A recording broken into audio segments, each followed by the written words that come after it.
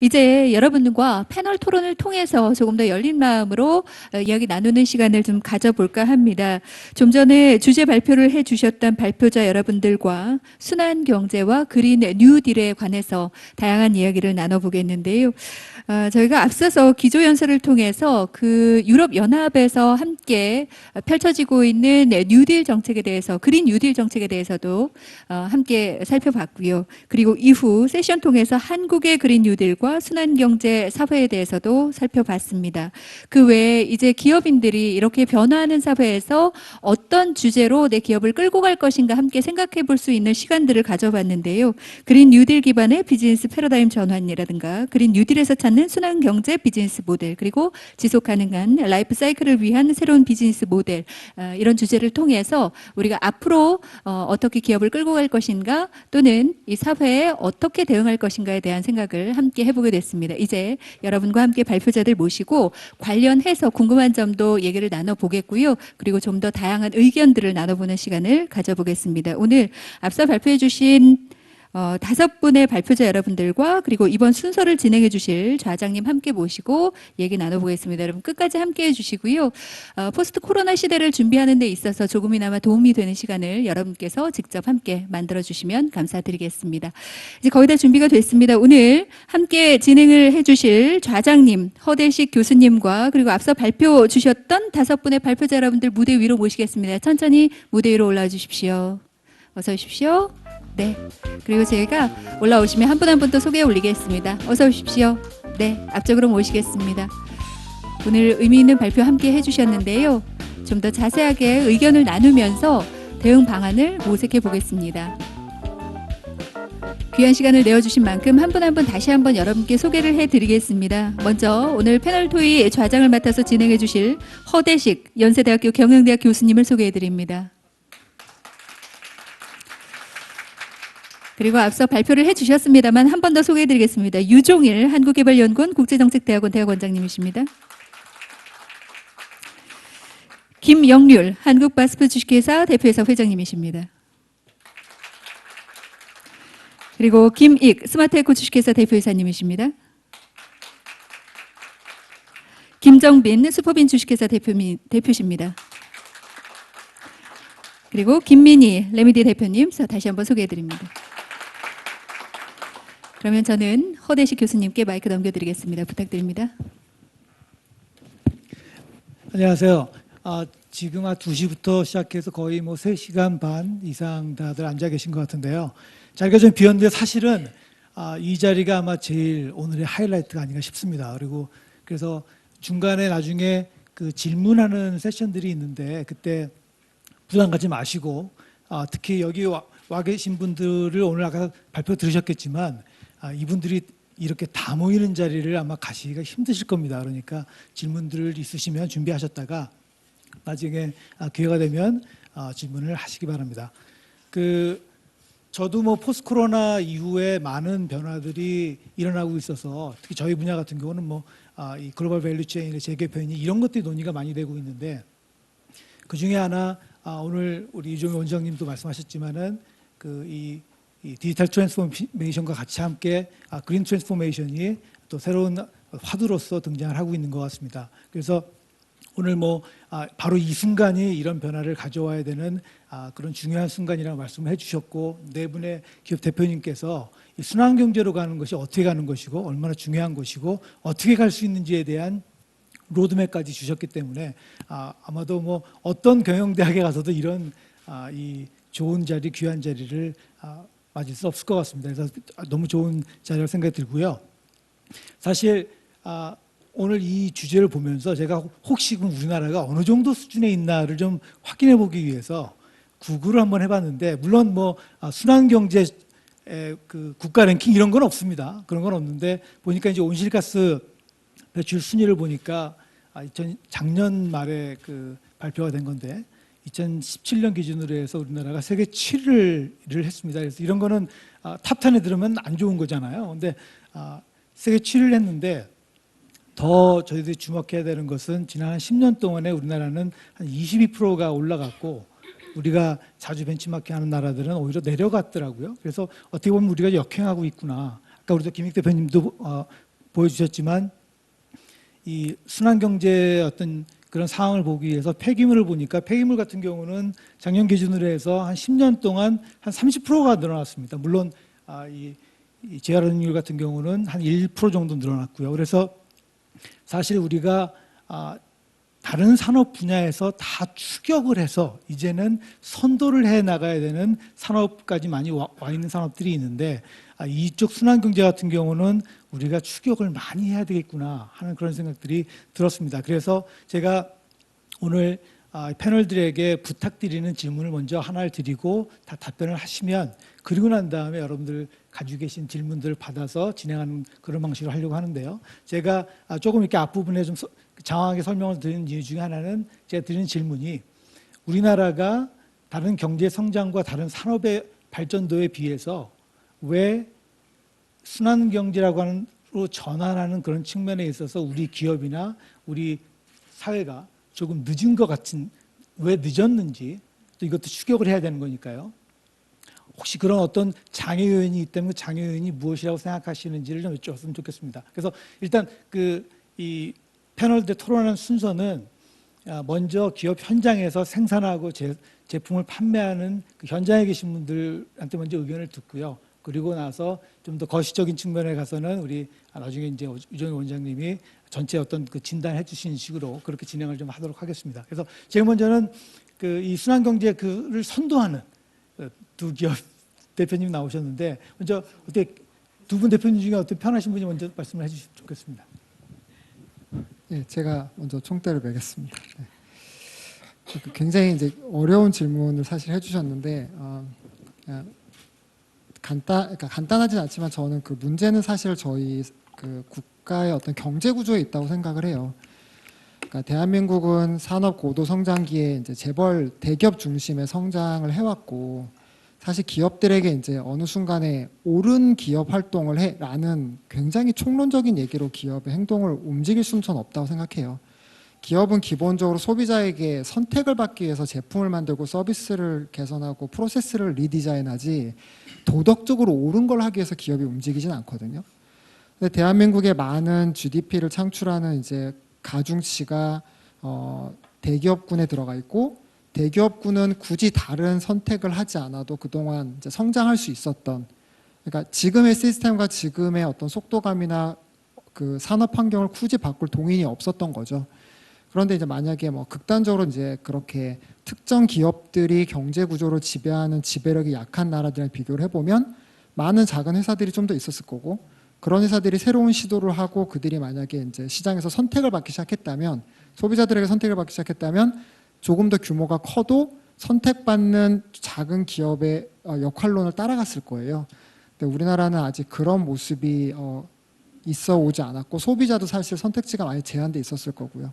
그러니까 그런 부분에서 그린 뉴딜이라는 과정으로 넘어가는 소비자의 선택이 제한될 수밖에 없었던 저희 산업 구조에 문제가 있지 않았었을까, 저는 그렇게 생각합니다. 그래서 아마 그 말씀하신 것처럼 우리나라의 대기업들이나 주요 글로벌 기업들이 이 시장 확대라든지 다른 목적에서는 큰 공을 했지만 실제 이 어떤 지속 가능성이라든지 환경 문제 부분에 대해서는 굳이 그걸 고려하지 않았어도 시장을 선점할 수 있었기 때문에, 그리고 또한 네, 좋습니다. 그래서 그런 부분에 대해서는 또 이 나중에 좀 더 코멘트 있을 것 같긴 한데요. 우리 김민희 대표님. 네, 저도 이제 소비재를 직접 그 소비자에게 이제 전달하는 입장에서 저도 보면은 크게 이제 관점은 다르지가 않거든요. 일례로 되게 쉬운 예를 하나 들자면 스타벅스가 그 빨대를 종이 빨대로 교체하는 순간 이제 빨대의 센세이션이 일어나지 않았습니까? 그죠? 그전에는 종이 빨대의 존재를 몰랐을 거예요. 스타벅스가 안 했다면. 네. 그런 거랑 마찬가지인 것 같아요. 저희도 이제 기업하고 파트너십으로 이제 하다 보면은 어떻게 보면 시장 논리와 경제성의 논리라는 거는 소비자에게 이제 약간 얘기했듯이 선택지라는 건데요. 공급자 측면에서 어떠한 이제 경제 논리 이외의 것에 이제 사회적 가치라든가 향후의 이런 이제 환경적 가치라는 부분을 더해서 이제 소비자에게 제공하는 그런 옵션이라는 부분을 이런 쪽으로 좀 방향을 돌려서 많이 이제 제공을 해준다면 그게 이제 원천적으로 바뀌지 않을까라는 생각인데 우리나라는 그런 부분이 좀 늦은 것 같아요. 작년 말에 이제 프랑스 저희 스테이션 F라 그래가지고 스타트업 육성 저 플랫폼으로 제가 가서 한번 이런 부분들을 조사를 해본 적이 있었습니다. 소비자의 인식이라는 건 결국 사회에서 이제 제공되는 그 재화에 따라 결정이 되는데요. 유럽이라는 이제 그 국가가 그런 부분에서 굉장히 선도적이었어요. 소비자들은 자연스럽게 이거는 당연하게 서스테이너빌리티나 아니면은 친환경 에코프렌들리 제품을 선택을 해야 되라는 인식이 만연하는 데는 그렇게 선택할 수 있는 다양한 공급 체계가 있었던 겁니다. 그렇기 때문에 제가 지금 이 일을 하면서도 그 부분이 서플라이어가 굉장히 중요하다라는 인식을 갖게 된 어떻게 보면 계기도 됐거든요. 그래서 이제 공급자 쪽에서 이제 조금 생각을 좀 다른 방향으로 이제 요 경제 구조에서 원천적으로 이제 이런 환경적이라든가 지속 가능성이라든가 기후라든가 이런 부분들에 대한 생각을 가지고 재화를 공급할 수 있는 그 경제 구조가 만들어져야 이제 좀 빨리 앞당겨질 수 있다라고 생각을 합니다. 그러니까 소비자의 인식이나 소비자들이 그런 부분의 가능성들을 충분히 고려하고 있는데 일단 공급자들이 그런 옵션을 주지 않고 그죠? 그런 다양성을 주지 않았기 때문에 시장을 제대로 발견하지 못한 것이죠, 그렇죠? 네, 좋습니다. 자, 그러면 우리 김익 대표님 같은 경우는 사실 아까 그 다양한 비즈니스 모델도 얘기를 해주셨잖아요. 또 그런 측면도 얘기를 해주셨는데 어떤 변화, 어떤 기업들이 이런 것들에 대한 변화도 있다고 말씀을 해주셨던 것 같은데 혹시 왜 그동안 활성화되지 않았는지 그리고 어떤 변화가 있는지에 대해서 좀 부탁드리겠습니다. 네, 저는 그 환경 관련돼서 일을 한 지가 꽤 오래됐는데 초창기 때 그 환경부나 이렇게 관련돼서 명함을 가지고 기업을 가면 기업은 대부분 다 반대했었습니다. 오지 마라 그러고. 왜냐하면 환경부는 다 규제하는 부서죠. 뭐 다 아시겠지만은 우리나라 환경 관련된 법규라고 하는 것이 우리보다 더 선진국에서 만들어 놓은 그런 법을 벤치마킹해서 한국 실정에 맞는 법으로 만들었지만 그 법이 결코 선진국들에 비해서 규제가 낮지가 않단 말이죠. 한국의 규제가 환경 규제가 되게 강합니다. 그러니까 당연히 그런 규제를 만족하기 위해서는 기업들이 되게 많이 힘들어하고 그러니까 기업들은 당연히 싫어할 수밖에 없는 게 당연하다고 봅니다. 하지만 그로 인해서 얻은 건 뭐냐면은 우리나라 기업에서 배출한 폐기물들에 대한 처리나 이런 부분들에 있어서 세계적으로 상당히 앞서 있습니다. 다시 말하면 규제의 선순환 고리라가 이렇게 있다고 보는데 민간에서 이런 자원순환 부분이 왜 활성화가 안 되느냐라고 하는 부분은 일단 저는 규제라고 하는 부분을 말은 안 드리겠지만은 우리나라에서 민간에서 자원순환 관련해서 그동안 어떻게 왔냐 보면은 쓰레기 봉투는 결국은 배출자 부담 원칙으로 해갖고 자기가 쓰레기 봉투를 사서 직접 버리게끔 돼 있잖아요.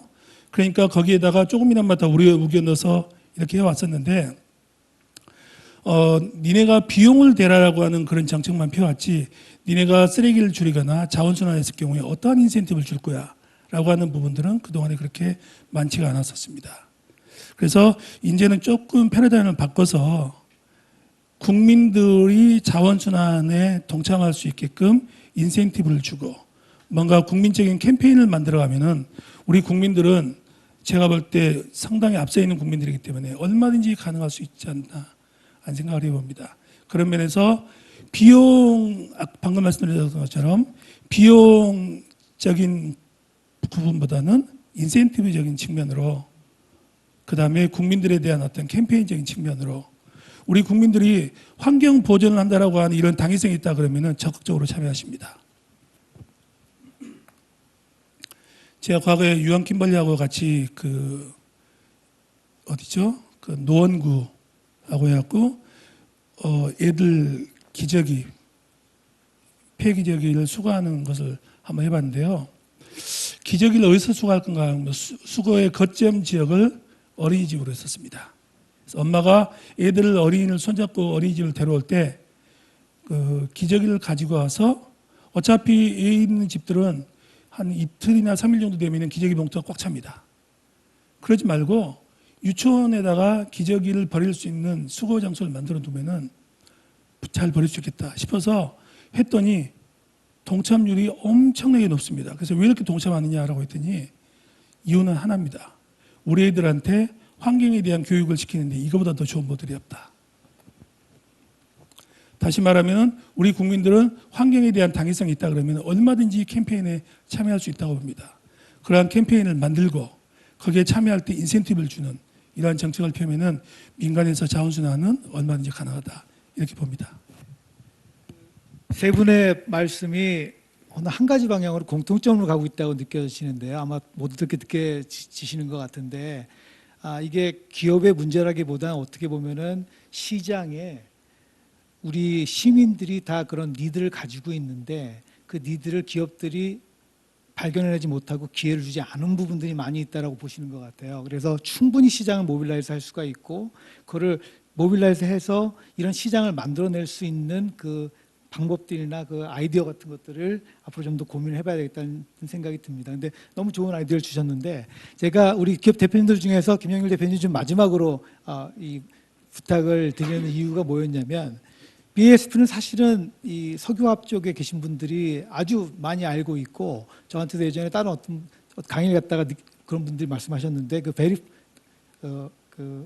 베리펀드라고 하셨나요? 아니요, 그 수직 계열 시스템 있잖아요. 네, 페어펀트요. 페어펀트를 얘기하시면서 거의 버릴 게 없는 공장이다. 거의 뭐 그래서 뭐 이 어떤 한 공장에서 나오면 이 나온 폐기물들이 다른 데로 파이프로 연결이 돼서 다시 연소가 되고 등등 해서 거의 버릴 게 없는 그런 이상적인 공장이라고 얘기를 하시더라고요. 근데 그만큼 그러면서 아까 말씀하셨던 것처럼 다른 회사하고 얼라이언스까지 하시면서 밖으로 이 변화를 주도하시는 그런 회사가 있는데 그런 회사에 계속 계셨기 때문에 어떻게 보면 또 왜 다른 회사들은 이렇게 우리 회사처럼 하지 않을까? 왜 지금 우리 저 세 분의 대표님들이 이미 말씀을 해주셨지만 혹시 이 회사들이 여기에 주저하거나 아니면 여기에 참여해서 이 방향으로 가지 않는 어떤 이유가 있는지에 대해서 좀 의견 주셨으면 좋겠습니다. 네, 좋은 질문이신데요. 제가 사실 뭐 다른 회사를 뭐 대표하지는 않고 있으니까 다른 회사에 대해서 언급하는 건 좀 무리인 것 같고요. 근데 제가 일하는 이 BASF의 경우를 보면은 일종의 그 많은 경우가 이 서스테너빌리티 얘기할 때 취미 삼아 얘기하는 분들이 꽤 많았었어요. 그죠? 뭐 개인을 떠나서 기업체들도 당연히 해야 되는 거지만은 그 이상의 다른 액션을 취하기가 좀 어려웠던 그런 분들이나 회사들이 좀 있었다고 생각을 합니다. 이게 근본적인 차이는 뭐냐면은 그 기업체, 제가 소개했듯이 기업체가 추구하는 비전, 미션 그런 거에 따라 가지고 회사의 방향은 굉장히 틀려진다고 생각을 합니다. 다들 서스테너빌리티 얘기할 때 세 가지 팩터를 얘기하지 않습니까? 경제적인 성공, 환경, 사회적인 가치. 이 세 가지를 사실 다 컴바인하는 자체가 무리라고 한다 그러면은 사실 서스테너빌리티를 얘기할 수 있는 그런 입장이 아닌 것이죠. 그러니까 저희들이 1985년에 이 환경 가이드라인을 발표를 했습니다. 글로벌하게. 그때 첫째 모토가 뭐였냐면은 비즈니스 석세스가 환경 보호를 앞설 수 없다. 거꾸로 얘기하면 환경 보호가 먼저다. 비즈니스 석세스보다 하는 그런 식의 굉장히 큰 커미트먼트를 했습니다. 그 커미트먼트는 독일 공장뿐만 아니라 저희 전 세계에 있는 모든 사업장에다 해당이 된다.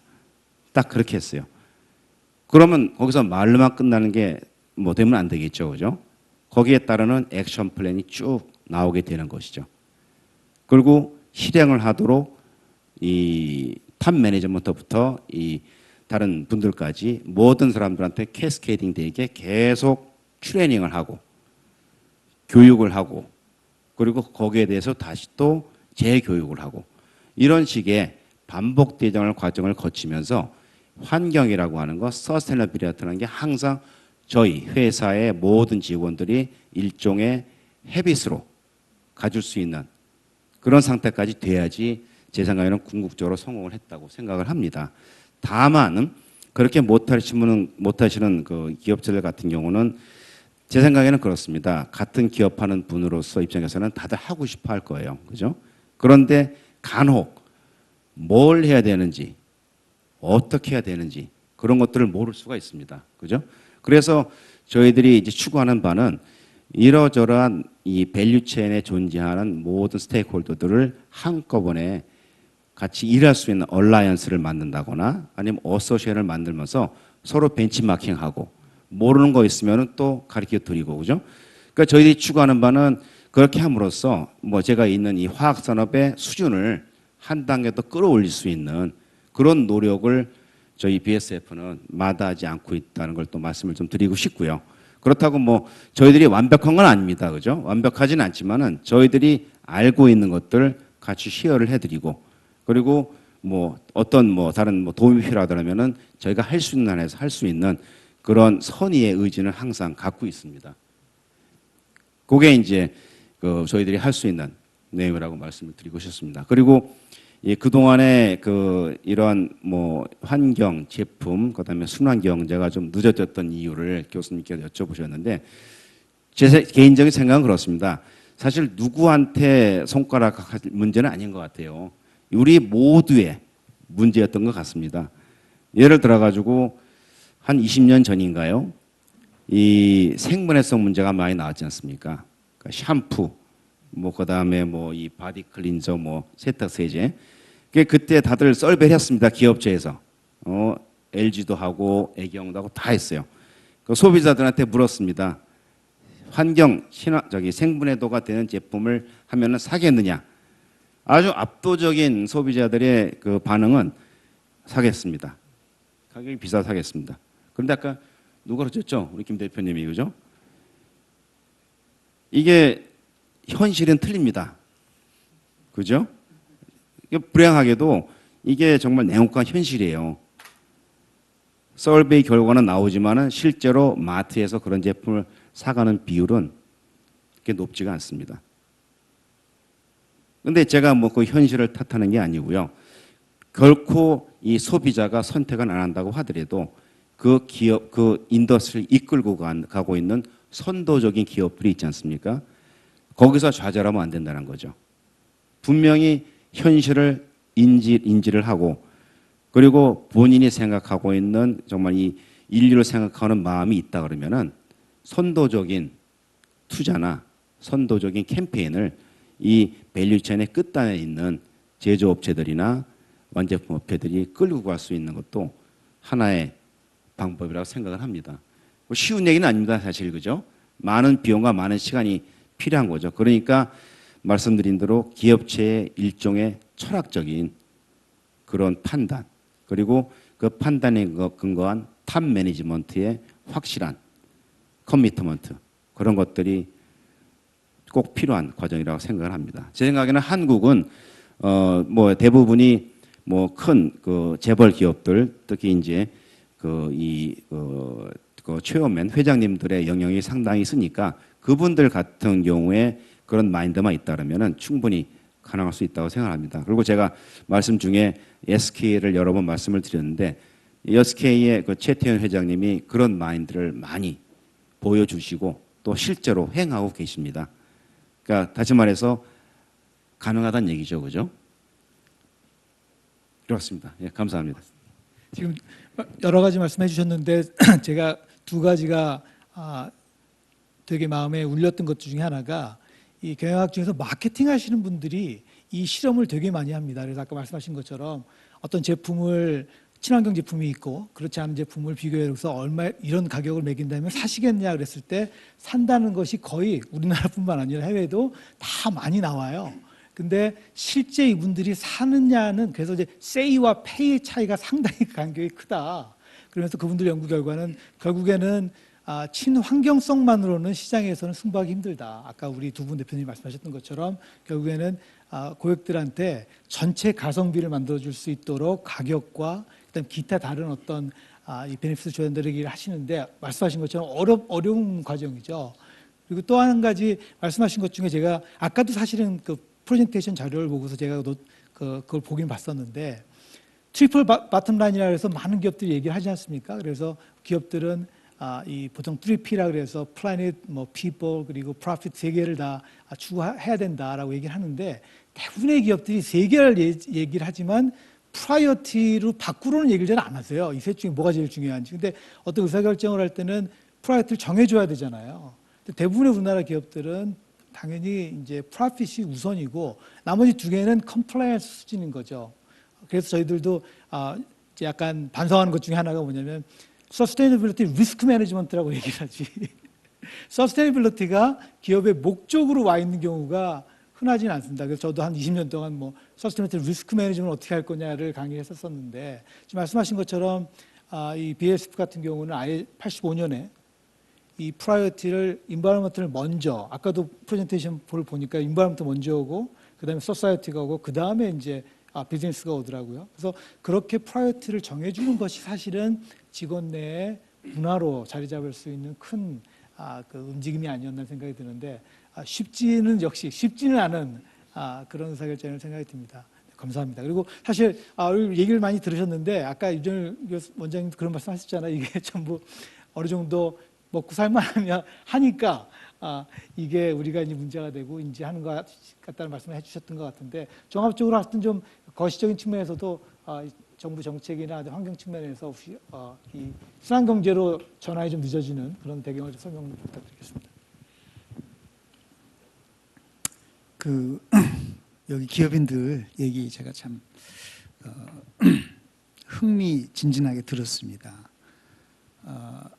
저는 이제 뭐 잘 몰라요. 잘 모르고 제가 거시경제, 국제경제, 경제성장 이런 거 전공한 사람이 뭘 알겠습니까? 그런데 그 경제학에서 그래서 잘 모르는 사람들이 유식한 척하려고 말을 어렵게 만들어요. 그래서 경로 의존성이다 이런 말을 해요.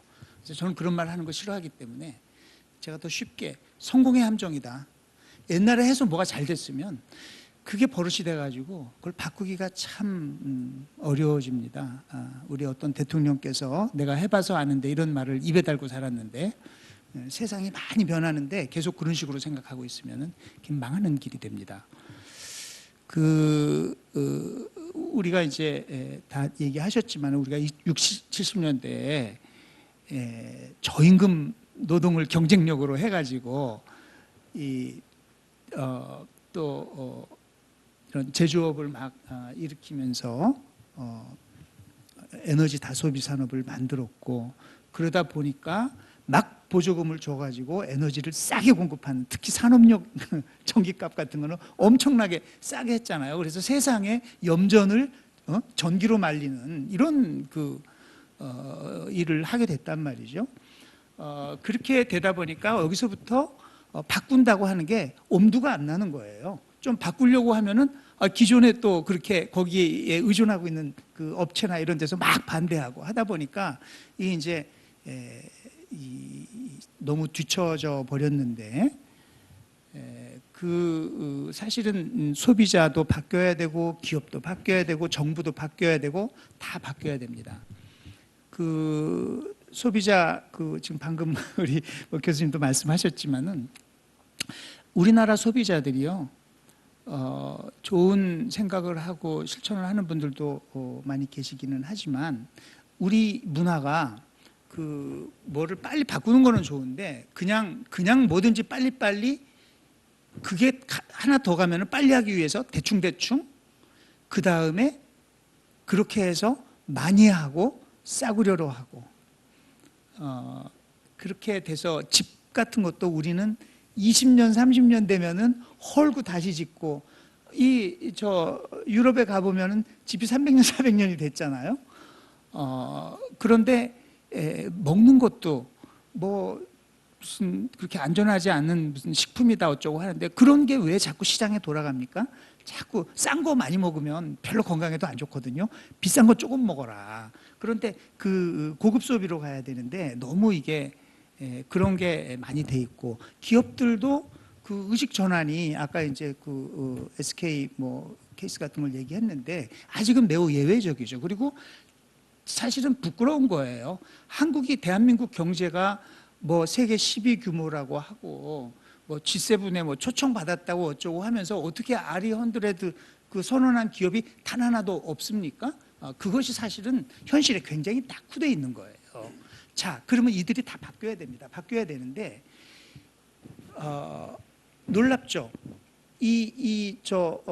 여기야 바스프야 독일 회사니까 그렇지만은 이 한국의 그런 현실에서 뭔가 변화를 만들기 위해서 정책적인 뒷받침도 없는 가운데서 뭔가 또 그 기회를 찾아가지고 이렇게 만들어 가시는 분들의 노력이 굉장히 가상하지만 저희 경제학자들은 이렇게 얘기합니다. 그 지구를 위해서 한 가지 딱 정책을 하라. 가장 효율적이고 효과적인 정책은 탄소세 도입입니다. 탄소세 도입하면은 굉장히 달라지는 거예요. 자, 순환 경제? 근데 제가 순환 경제 잘 모르겠습니다. 그러나 그것도요, 정부가 세금 매기든지 규제하든지 그 포장 같은 것도 우리 페트병에 이거 딱지 하나 안 떨어지는 거, 그것도 정부가 그걸 못하게 하면은 되는 거예요. 그런데 그거 이제 저항이 있으니까 못한단 말이죠. 독일에서 포장 못하게 하잖아요. 포장 못하게 합니다. 우리는 엄청나게 지금 포장을 또 하고 해야 되잖아요. 쓰레기 안 나올 수 있습니까? 그거 다 AI로 다 골라내야 됩니까? 굳이? 그 정책이 훨씬 파워풀하다는 거예요. 그 효과적인 이타주의라고 하는 운동이 그 미국에 지금 많이 번지고 있습니다. 특히 저렇게 뭐 이 로봇 AI 뭐 이런 거 하시는 분들이 우리가 사회 운동을 하고 환경 운동을 하고 사회 봉사를 하더라도 똑같은 돈을 쓰고 똑같은 노력을 하더라도 어떻게 하면 효과적인지 한번 연구해 가지고 해보자. 그래서 지구를 위해서 환경을 위해서 할 수 있는 일이 뭐냐 그랬더니 정말로 효과적으로 그 정부를 압박하고 운동을 잘하는 단체에 기부하는 게 최고로 효과적이다. 이런 얘기가 나오더라고요. 그 뭐 분석이 100% 맞는지 모르겠지만은 그만큼 정책을 확실하게 바꿔주는 게 중요하다. 물론 자꾸 규제를 통해서 아니면 세금을 통해서 비용을 올리는 것보다는 지원을 해줬으면 좋겠다. 자, 물론 우리가 그렇게 느낄 수 있죠. 그러나 그것은 똑같은 거예요. 경제학적으로는 똑같은 겁니다. 그걸 다 지원해주기 위해서는 결국은 세금을 걷어야 되는 거거든요. 사회적 비용이라는 것이 있고 그 다음에 그 프라이빗 코스트라고 내가 개인적으로 담당하는 비용이 있는데 그것에 갭이 있는 거예요. 우리가 쓰레기를 버리고 그 온실가스를 배출하고 하는 게 다 사회적 비용인데 당장 나한테 비용이 안 된다? 그 사회적 비용은 어떤 형태로든지 감당을 해야 되는 거예요. 그걸 가장 효과적으로 하는 것은 그 정부의 가격 정책이라고 하는 거죠. 그렇게 하면은 저런 기업들이 막 일취월장 나갈 수 있는 거예요. 그러면서 훨씬 더 그 소비자들도 선택 폭이 넓어지면서 이게 달라질 수 있고 이게 멋있는 거구나, 폼나는 거구나, 가치 있는 소비구나. 거기다가 플러스 이제 기술이 혁신이 되면은 기업들도 사실은 이렇게 선구자적으로 하면은 많은 고민을 하면서 이렇게 했지만은 저렇게 하면 가능하구나. 그러면 우리 기업 같은 경우는 이런 기술을 한번 개발해볼까. 이러면서 사실 사회는 변하는 거거든요. 그 시그널을 정부가 줘야 된다. 그런데 정부가 바뀝니까? 정부 안 바뀌어요. 결국은 또 이런 기업들이, 이런 소비자들이, 시민들이 이 의식을 갖고 노력을 하는 과정에서 정부하고 교감이 되고 그것이 정책이 돼서 나타나면은 민간에서 또 반응하고. 그래서 제가 아까 마지막에 그 말씀 드린 거예요. 뭐 언론도 마찬가지고 이런 사회적 합의를 하게 되면은 그때부터는 온갖 변화들이, 혁신들이 그 소비자의 의식부터 시작해서 기술의 혁신, 그리고 기업의 경영의 혁신, 정책의 혁신, 이런 것들이 어우러져 나가야 된다는 그런 말씀 드리고 싶습니다. 지금 그 원인 진단과 함께 또 솔루션까지 원래 그 부탁을 드리려고 했었는데 같이 해서 너무 감사합니다. 네. 아니, 그러니까 지금 그 기업도 사실은 기업 내부에 성공의 함정이 있어서 한번 성공하고 난 다음에 그걸 변화시키려면 너무너무 힘들어서 뭐 체인지 매니지먼트 같은 걸 가져다가 CEO들 교육도 시키고 하는데 말씀하신 것처럼 사회를 변화시킨다는 건 정말 너무너무 힘든 과정이라는 생각이 드는데 그러니까 그런 생각이 들고요. 특히 그거를 변화시키기 위해서 정책적 전환, 그다음에 그리고 기업과 시민들의 의식의 구조의 변환, 그리고 그래서 어떤 사회적 합의가 필요하다는 부분들은 아마 오늘 우리가 또 이런 자리가 아마 이런 것들을 만들어내는 그런 자리라고 생각이 되는데요. 아주 이 명확하고 클리어한 그런 방향성을 제시해 주신 것 같습니다. 저희가 한 그 7분, 8분 정도 시간이 있는데 오늘 하루 종일 질문을 기다리신 분도 있으실 것 같아요. 그래서 혹시 여기 계신 분한테 꼭 지금 얘기하신 거 말고도 아까 발표하신 내용 중에서 궁금하신 내용이 있으시면 손을 들어주시면 네, 벌써 이쪽 마이크를 좀 전달 부탁드리겠습니다. 그리고 어떤 분한테 질문하시는지 말씀해 주시고 질문 얘기해 주시기 바랍니다. 이 앞에 맨 앞에 테이블이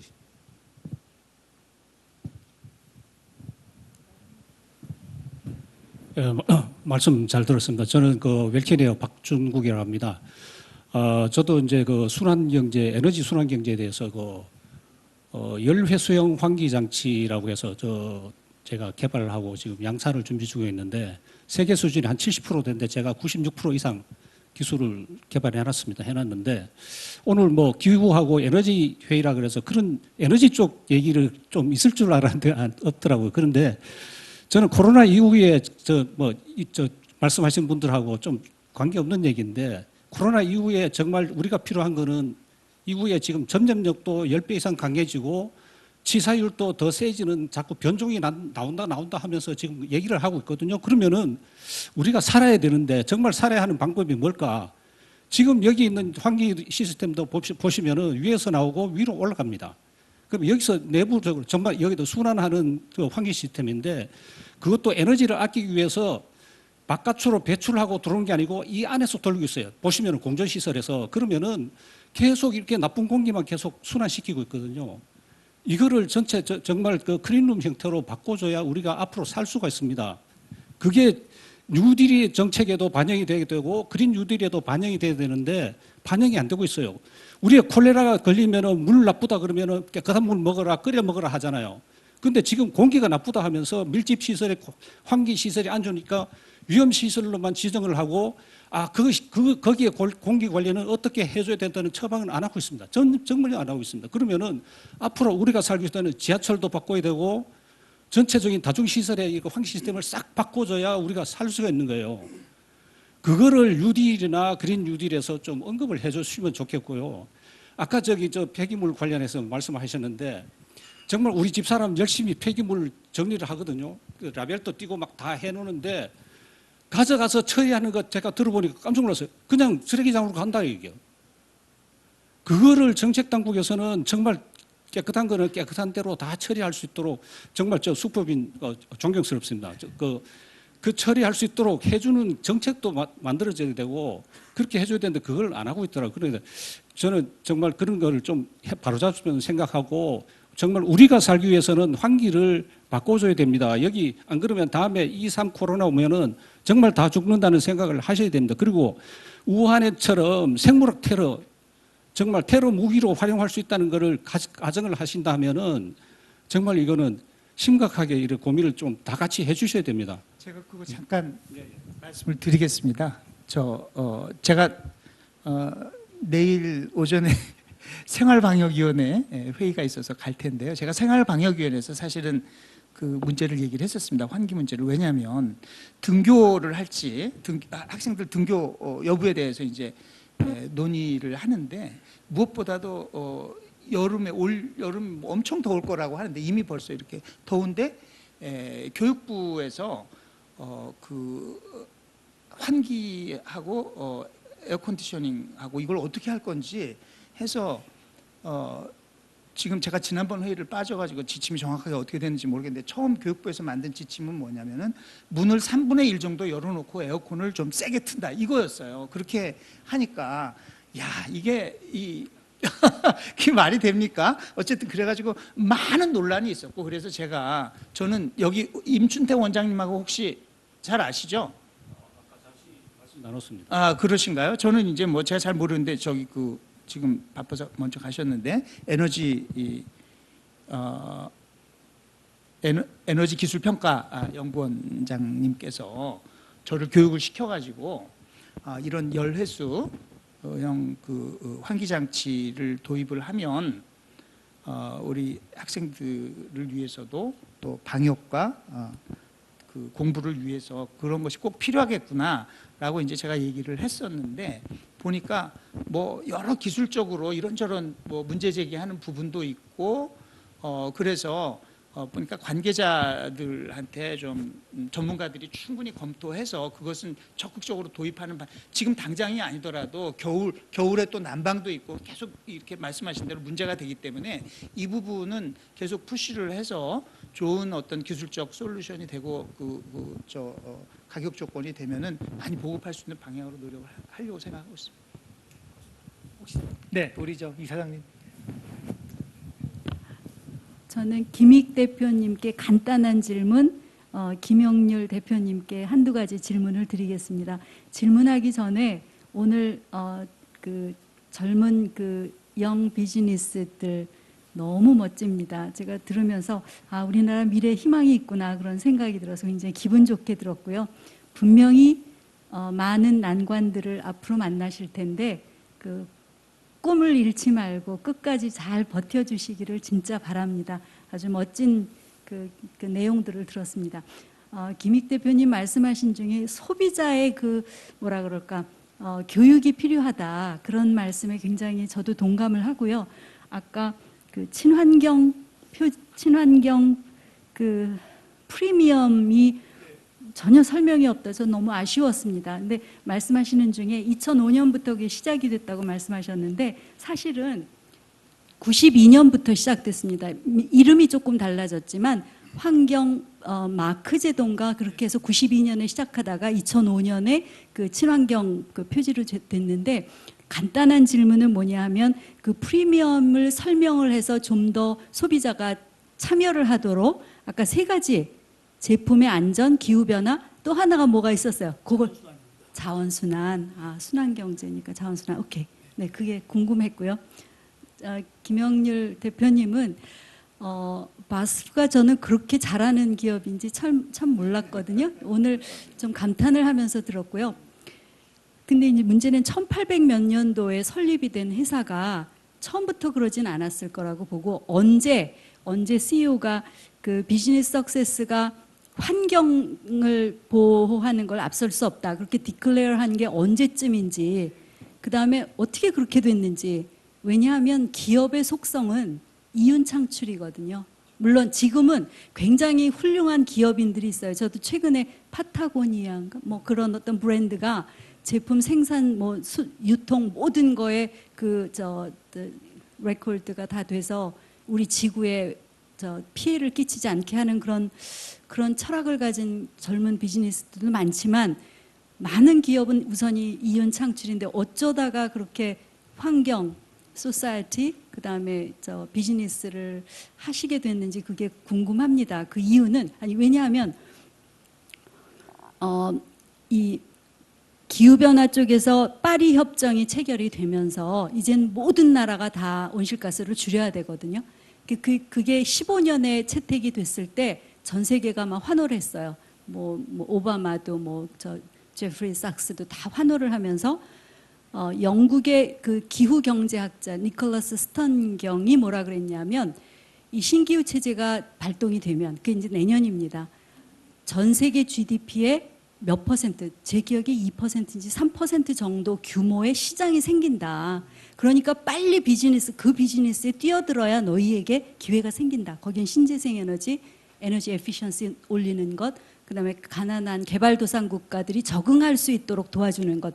이게 바로 다 시장이니 너희 빨리 뛰어들어라. 이렇게 얘기를 했거든요. 이게 모티베이션이 되거든요. 기업들에게는.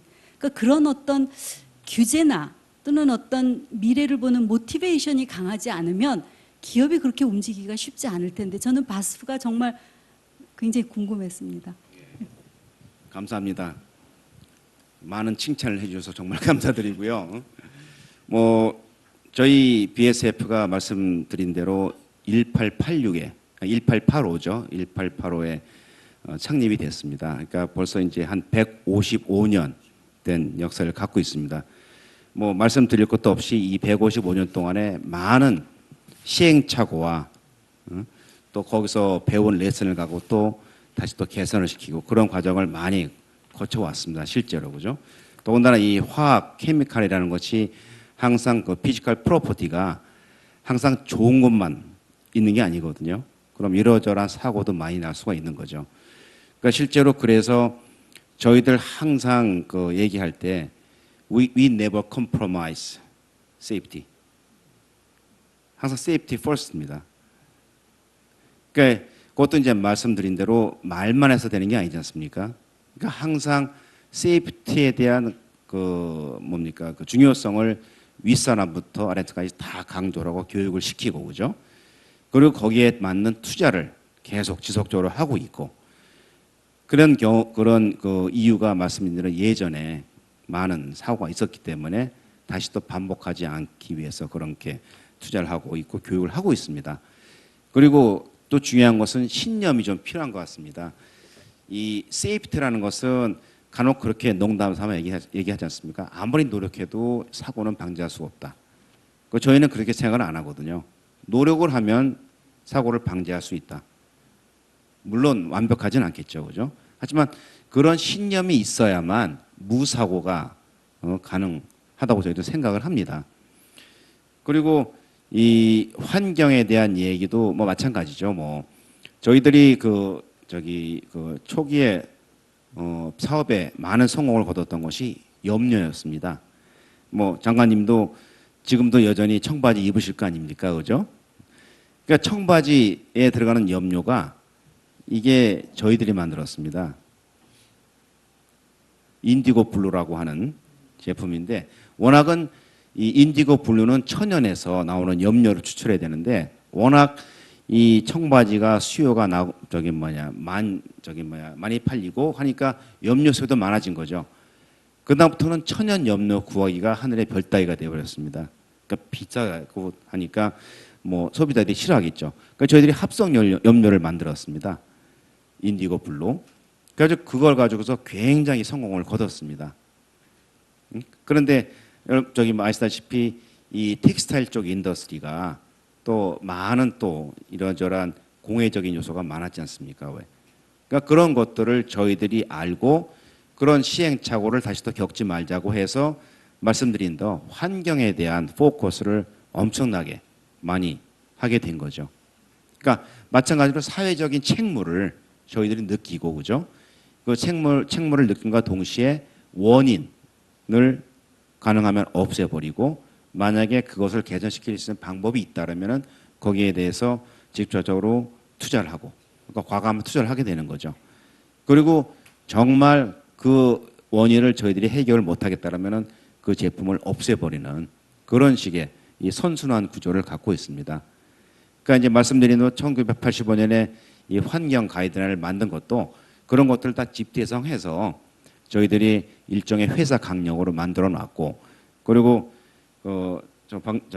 장관님 말씀하신 대로 92년에 유엔에서 또 어젠다 21을 만들었지 않습니까? 그죠?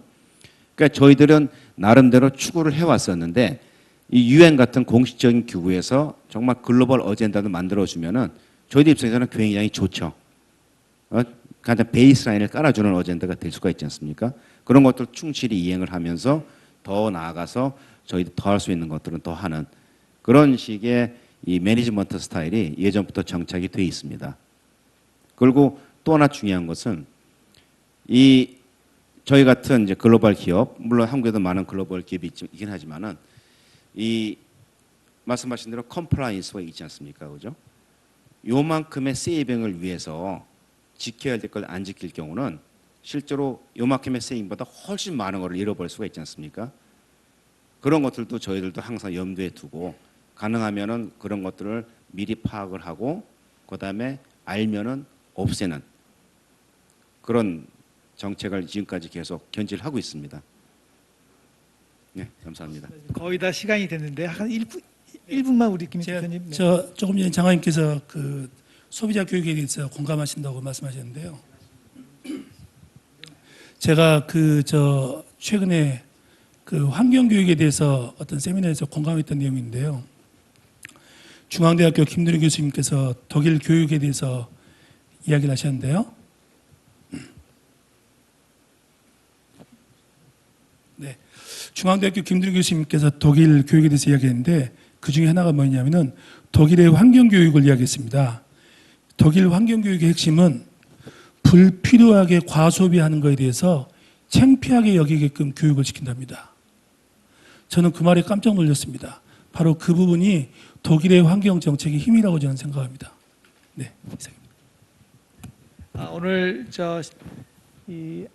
거의 2시부터 4시간 이상 앉아서 경청을 해주셨는데 오늘 일단 우리 윤 원장님 같은 경우는 너무 지금 급하셔가지고 바로 한 1분 전에 나가셨는데요. 오늘 수고해주신 패널께 아주 큰 박수 좀 부탁드리겠습니다. 네. 조금 아까 두 분이 말씀하신 거와 우리 일맥상통하는데 저희 경영학에서 이 장수 기업, 오래 가는 기업, 특히 BS처럼 그런 오래 가는 기업들이 특성이 뭘까? 여러 가지 연구한 것도 있지만 그 것 중에 하나가 이 단기적으로 돈을 많이 벌고 그 다음에 뭐 ROI가 높고 이런 것보다도 오래 가는 기업들은 그 당시의 시대 정신이 무엇인가, 그 당시에 이 시민들이 가장 괴로워하고 힘들어하고 원하는 것이 무엇인가를 알아내서 그 솔루션을 주는 기업들이 오래 가더라. 물론 그건 시대 정신이나 시대의 문제들은 계속 변하잖아요. 그런 측면에서 특히 오늘 소개가 된 이 스토빈하고 레미드하고 두 회사가 우리 사회에서 지금 바로 해결해야 되는 문제들에 대한 솔루션을 내신 아주 용기 있는 회사라는 생각이 듭니다. 그래서 혹시 나중에 투자하실 의향이 있으시거나 그런 계획이 있으시면 이 두 분들 찾아주시면 좋을 것 같습니다. 오늘 그 긴 시간 수고하셨고요. 오늘 이것으로 패널 토론을 마치도록 하겠습니다. 고맙습니다.